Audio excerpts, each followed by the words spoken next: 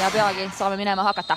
Siit kõlab avavile ja Harju ja Flora mäng läheb lahti.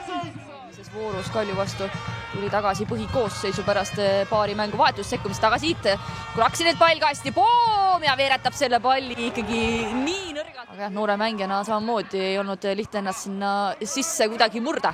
Aga siit rikitab mitmest mängijast mööda ja Baturins peab esimese tõsise tõrje tegema. Liigas võttis Flora need mängud väravate vahega 10-2.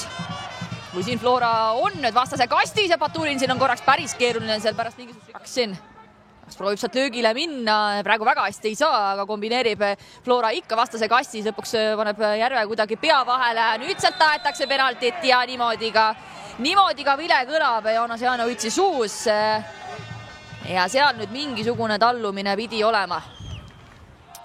Aga tundub, et enam ei suhtle, nüüd juba ütleb Baturinsele, kus seal väravas seista ja Erko Jonne Tõugias lööb selle palli kindlalt väravavõrku ja 32. minutil läheb FC Flora seda mängu juhtima.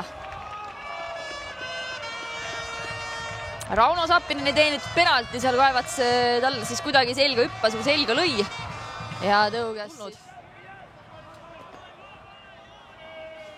Lama saab nüüd siis näidata, kui ohtlik ta on. Ja tuleb siit löök ja väga napilt, väga okei olukord, kus olla ja ei ole seal tõenäoliselt viga vaja teha. Siit taga Harjult jällegi pealöök tuleb ja nüüd on Andres Järve maas ja kas sealt tuleb nüüd penalti ja tuleb siit teine kollane kaart Sander Tomstikule siit mõne sekundi jooksul vea ees siis Andres Järve vastu. Nüüd on siin penalti, Järvel on toterdamist vaja ja vaatame siit, kus see käsi täpselt käib. Aga Kristjan Kriis on penaltipunktil Kaul Kivile tema vastas, kes jääb peale ja Kristjan Kriis lööb selle palli sinna samasse nurka, kus Erko Jonne Tõugias esimesel poolel lõi ja meil on Laagri areenal 1-1.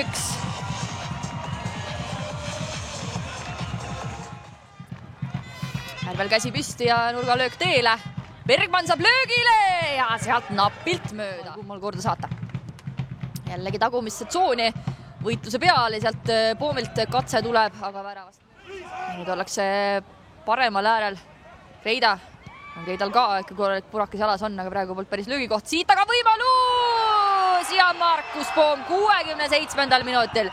Värava uhkes üksildudes ja lihtsalt peanupp vastu ja vähemuses mängiv Flora läheb seda mängu 2-1 juhtima. Poomile hooaja 10. värav. Ja tõesti on väga tugevat hooaega tegemas pärast Iirimaalt naasmist. Aga äkki siit tuleb löög ja siin ragiseb latt alas ja nüüd on juba vaja kaitsta teist olukorda. Senjov, Karimu ja lendab seal niimoodi jalga, et siit kerkib taskust. Punane kaart ka Harjule 85. minutil. Ja siin vaatame, kuidas siin pole enam midagi teha. Ja nii on, Joonas Janovits lõpetab selle mängu ära. Flora võtab siit Harjule 2-1 võidumäng, mis lõppes niimoodi, et mõlemat meeskonda oli. Tänase võiduvärava autor Markus Poom, no kui hea tunne on? Tunne on hea kindlasti, et väga põnev teine poolega, et väga tähtis võit, ma arvan, et näidata veel sisu niimoodi, et saame punase kaardi ja tuleme tagasi sellest, et kindlasti ka võitlus ja müts maa meeskonna ees, sest tõesti väga hea võitena. No tõesti, see moment rohkem kui pool tundi vist isegi lõpuks mängisid vähemuses. No kuidas suutite seal sellise kaine mõistuse säilitada, et tegelikult Harjut väga hästi nullide kokkuvõttes?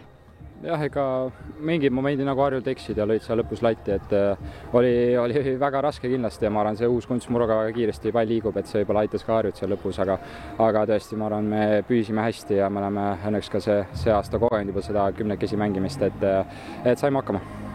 No see ilm täna siin, ma ei tea, kui palju platsil seda tuulisust oli tunda või ikkagi võrdlemisi jahe on ka, et kuidas see jalgpall selliselt on, et natukene võib-olla krõbe on kohati või kuidagi platsil ei tunne? Ma arvan, plats on just hea, kui on külm, see on mõnus joosta ringi ja pigem seda seisma jääda, et sellepärast ka oli, ma arvan, väga intensiivne andmi tegelikult täna, et Harju oli ka palju energiat, meil palju energiat, aga jah, ma arvan, et ilmad lähevad aina külmemaks, nii et tuleb ära harjuda. No sina oled nüüd peale seda vigastuspausi ka ikkagi üsna hästi heasse hoogu saanud, nüüd on hea emotsiooniga mõnus koondisesse minna, et tunne on hea aina edasi. Tunne on hea ja nüüd jah, mõned saavad natukene puhata täiskoondisesse ja siis tuleme kokku ja paneme edasi. Aitäh sulle, Markus, ja palju õnne võidu puhul. Ja tuleb Aleksander kapitan Bergman ka meie juurde täna siin paraku kaotaja poolel, aga see jalgpall selline on, et keegi kuskil kaotab. No miks täna nii läks? Noh, kui oskaks vastata sellele, siis ei kaotaks, aga ei. No tegelikult mängime tublisti, siin on ju näha, et fännid on meil taga ja siin Laagri areenal ei ole kellegi lihtne mängida. Seekord läks nii ja pea püsti. No esimene värav penaltist on alati selline valus pauk, et justkui ära hoitav. No ja siis kohe see ärav moment otsa, kus oli võimalus, et tuleb teine penalti. No kuidas sa neid hetki mäletad, meenutad? Ei, see on ju mängu olukord. Me ei saa vahepeal nii lihtsasti lasta senderdada alati, et peame seda surret natukene tagasi hoidma. Aga nagu näha, tuleme sellest tagasi, kui lüüaks värav meile.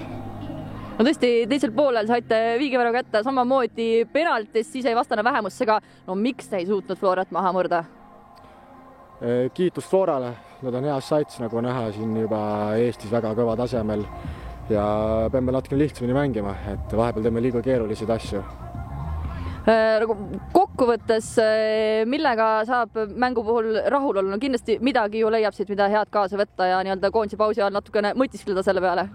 Ei, alati saab, no värav on hea, mingid olukord mängus mängisime hästi, tulime pressi alt välja, et me teeme ikka oma analüüsid mängu järgselt ja õpime edasi siit.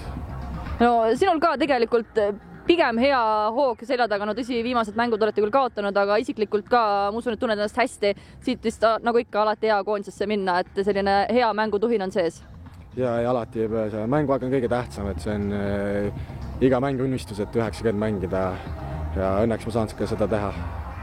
Aitäh sulle ja palju õdu teile!